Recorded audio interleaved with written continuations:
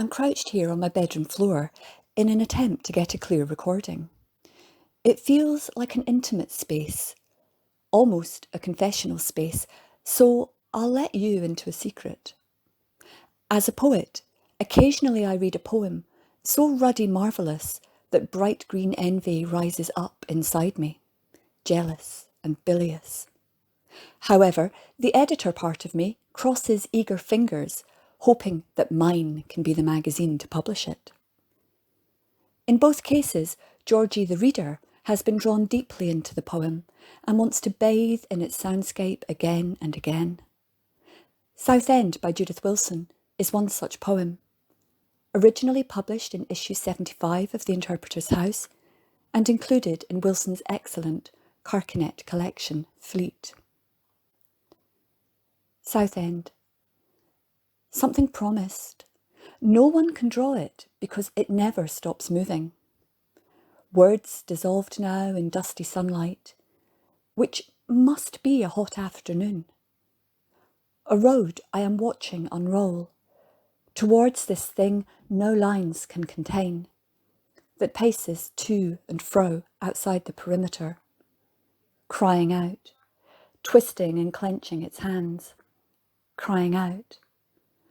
But what happens is 2 miles of damp sand, which could not have been deserted that hot day, but are now empty and silent and only sand, stretched tight across earth's curve.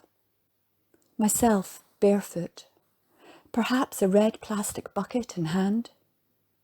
Myself walking barefoot across the absence of what had been promised, not wanting anything but this not wanting. And 2 miles away, a thread is ravelling between silver and grey, the slippery edge of a thought, which that day had kept its distance, leaving everything perfectly wordless. Now, I do not claim to understand this poem fully, nor have I tried that hard to understand Southend. For me, that would be to detract from its strength, to bend out of shape a poem which embraces uncertainty, which revels in not quite knowing. The poem pulls the reader in to its film-like, dreamlike world, along a road I am watching unroll.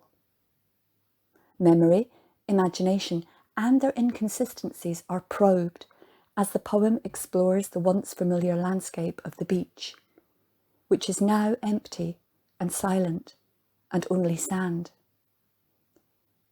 Just as that sand would shift beneath our feet, that which is partially remembered evades secure footing.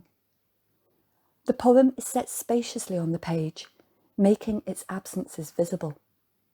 The language, too, refuses exactness through things which could not have been or must be, perhaps.